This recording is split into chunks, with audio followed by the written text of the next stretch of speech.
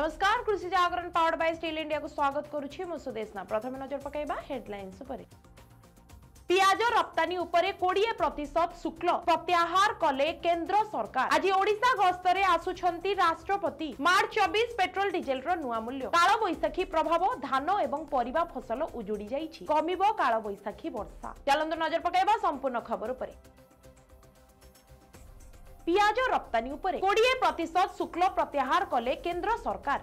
1 April 2025 ठारू लागू। भारत सरकार पियाज रप्तानी उपरे 20% शुल्क प्रत्याहार करिसंती। एही छाड़ 1 एप्रिल 2025 ठारू लागू हेबो। उपभोक्ता व्यापार विभागर जोगाजोग क्रमे राजस्व विभाग द्वारा एही संबंधरे एक विज्ञप्ति जारी करा जाइछि। आज ओडिशा गस्तरे आसुछंती राष्ट्रपति द्रौपदी मुर्मू। भुवनेश्वर रे पहुंचीबा परे जिबे नयागढ़ कंटिलो। एथिपाई सुरक्षा व्यवस्था को कड़ाकड़ी करा जाइछि। राष्ट्रपति अपराह्न 1:30 समय रे प्रथमे भुवनेश्वर विमान बंदर रे पहुंचीबे। सेठारु स्वतंत्र हेलिकॉप्टर जोगे कंटिलो नीलमाधव मंदिर ग्रस्त करिवे। सेठारे पूजा करिबा परे अन्य कार्यक्रम रे जोग देबे।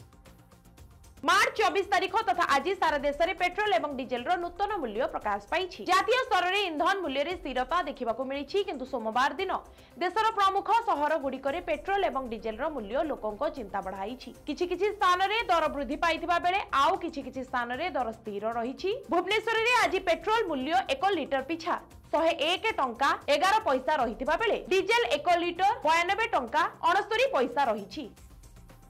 काल बैसाखी प्रभाव धान एवं परिबा फसल उजुड़ी जाइछि। शनिवार विलंबित राति रे होइथिबा काल बैसाखी प्रभाव रे जिल्लार विभिन्न स्थान रे उभय धान एवं परिबा फसल उजुड़ी जाइछि।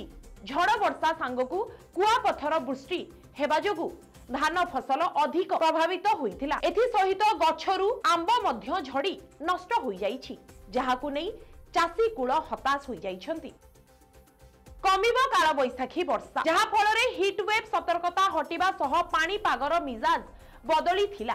तातीरु मुक्ति पाइथिले राज्यवासी, किंतु पुणी काल बैसाखी वर्षा कमिबा सह बढ़िबो ताती। आजि पई 6 जिल्ला को बिजुली घड़घड़ी नै येलो वार्निंग जारी करा जाइछि। सही जिल्ला गुडी कहेला गंजाम, पुरी, खोर्धा, कोरापुट, नवरंगपुर और गजपति। कृषि भित्तिक न्यूज रे अपडेट पई कृषि जागरण रो YouTube चैनल को सब्सक्राइब करंतु।